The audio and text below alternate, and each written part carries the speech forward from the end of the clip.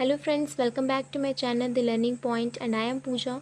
और आज हम जानेंगे द जैकोबियन एज के बारे में, जो कि इंग्लिश लिटरेचर से रिलेटेड है।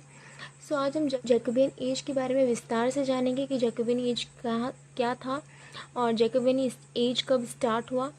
उससे पहले मैं बात करती हूँ एलिजाबेथन के बारे में। जैसे कि एलिजाबेथन की जो एज थी वो 24 मार्च 1603 में एलिजाबेथ की डेथ हो चुकी थी।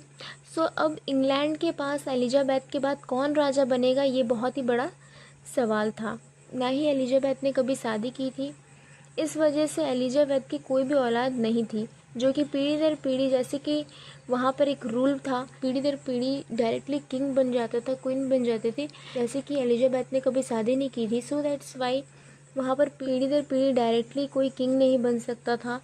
और ना ही कोई जिम्मेदार आदमी था उस वक्त इंग्लैंड में, जिसे कि वो इंग्लैंड का शासन बना दे।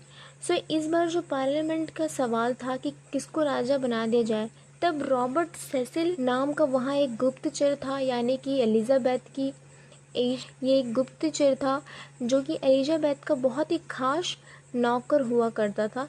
उस वजह से रॉबर्ट सेसिल ने जेम्स फर्स्ट का नाम जाहिर किया। उस वजह से जेम्स फर्स्ट को ये राजगद्दी मिली। ठीक है, उस वजह से जो अब रॉबर्ट सेसिल था वो जेम्स फर्स्ट का फेवरेट बन चुका था। अब जेम्स फर्स्ट इंग्लैंड का राजा बन चुका था और वह स्कॉटलैंड का भी राजा है। यहाँ इस वजह से भी जगह मिली है क्योंकि ये एलिजाबेथ का करीबी रिलेटिव था। अब ये किस तरह से एलिजाबेथ का करीबी रिलेटिव था, ये मैं आपको सबसे शुरू से बताऊंगी। ठीक है, हेनरी 7 नाम का एक राजा हुआ करता था, जिसकी दो औलादे थे, हेनरी 8 और दूसरा था मार्गरेट टूडर। मार्गरेट टूडर जो कि एक लड़की थी और हेनरी 8 जो कि एक लड़का था। ठीक है, हेनरी 8 जो कि एलिजाबेथ के पापा है, यानी कि हेनरी 8 के बाद एलिजाबेथ इस मोनार्की को चला रही थी। और इस हेनरी 7 की दूसरी औलाद लड़की थी जिसका नाम था मार्गरेट टूडर। ठीक है, जो कि एक लड़की थी। अब इस मार्गरेट टूडर की शादी हो जाती है स्कॉटलैंड का एक राजा जिसका नाम था जेम्स फोर्थ। ठीक है, अब हेनरी 7 की बेटी मार्गरेट टूडर की शादी हो जाती है स्कॉटलैंड के राजा से, जो कि है जेम्स फोर्थ। ठीक है, इन दोनों की एक औलाद होती है जिसका नाम वो रखते हैं जेम्स 5। जेम्स 5 अब इसका राजा था और इन दोनों की औलाद हुई जो कि था जेम्स 6।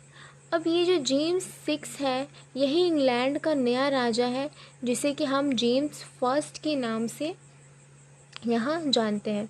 अब देखिए, आपके मन में ये सवाल होगा कि इसे हम जेम्स 6 ऐसा नाम स्कॉटलैंड में है और जेम्स फर्स्ट ऐसा नाम इंग्लैंड में क्यों है। स्कॉटलैंड में, जैसे कि मैंने आपको बताया था, रूल होता था, पीढ़ी दर पीढ़ी नाम रखा जा रहा था। उस वजह से हम सिक्वेंसली याद रखने के लिए हम यूज़ करते हैं, हम इसे नंबर देते हैं। ये नंबर मैं नहीं दे रही हूँ, ये इंग्लिश लिटरेचर में ऐसे ही सीरीज़ में याद रखने के लिए ईजी रहता है। इस वजह से जेम्स 4 के बेटे का नाम हो गया जेम्स 5 और जेम्स 5 का बेटे का नाम हो गया जेम्स 6। ये जेम्स अब पहली बार इंग्लैंड में आया था, क्योंकि इंग्लैंड में तो इससे पहले कोई जेम्स नाम का था ही नहीं। इस वजह से अब इंग्लैंड में जेम्स फर्स्ट नाम से जाना जाता है। इस वजह से इसे याद रखना कि स्कॉटलैंड में अगर जेम्स को याद किया जाए तो वो जेम्स 6 नाम से, इसको हम जेम्स 6 नाम से बुलाते हैं।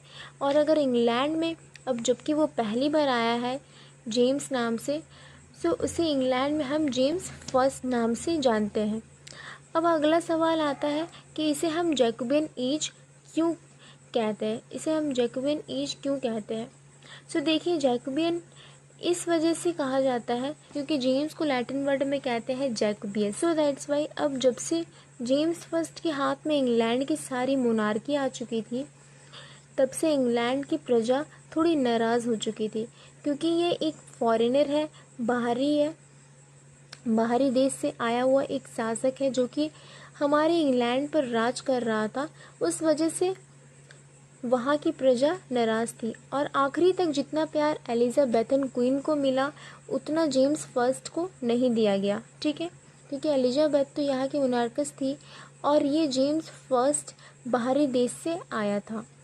लेकिन कुछ लोगों को इतना तो सेटिस्फैक्शन था कि मर्द ने एक रानी को हटाकर अपना शासन जमा लिया था। ठीक है, एक तरफ से उन्हें अच्छा लग रहा था कि एक वुमन के शासन चला गया और एक मैन यहाँ का लीडर है।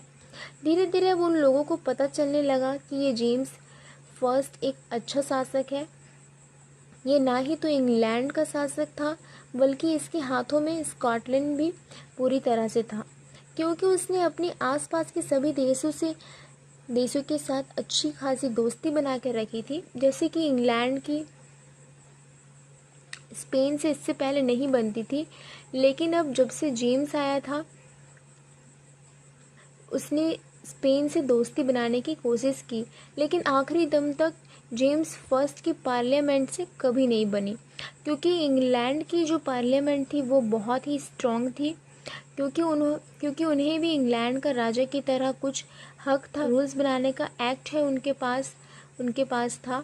उस वजह से पार्लियामेंट भी यहाँ पे बहुत बड़ा रोल प्ले करती है। ठीक है, एक तरफ से पार्लियामेंट की दूसरी तरफ से यहाँ का राजा होता था। अगर इसका दूसरा रूल बताऊँ तो 1547 में पार्लियामेंट में एक कानून बनाया गया। जिस तरह से इंग्लैंड में पीढ़ी दर पीढ़ी राजा या फिर क्वीन बनती आ रही है, सो 1547 में पार्लियामेंट ने एक कानून जाहिर किया कि जेम्स फर्स्ट के साथ ऐसा नहीं होगा। यानी कि जेम्स फर्स्ट की किसी भी औलाद को ये हक नहीं मिलेगा कि जेम्स फर्स्ट के मरने के बाद जेम्स फर्स्ट की कोई औलाद को क्वीन या फिर किंग बनाया जाए। ठीक है, ऐसा 1547 के रूल में जाहिर किया था। सो जेम्स फर्स्ट ने अपने 1611 में उसने पार्लियामेंट को ही खारिज कर दिया, क्योंकि जेम्स फर्स्ट खुद को ना ही स्कॉटलैंड का शासक और ना ही इंग्लैंड का शासक मानता था। इसके बावजूद वो आयरलैंड का भी राजा था, इसीलिए वो खुद को द ग्रेट ब्रिटेन का शासक मानता था, जिसकी किसी से बराबरी नहीं हो सकती, ऐसा उसे लगता था।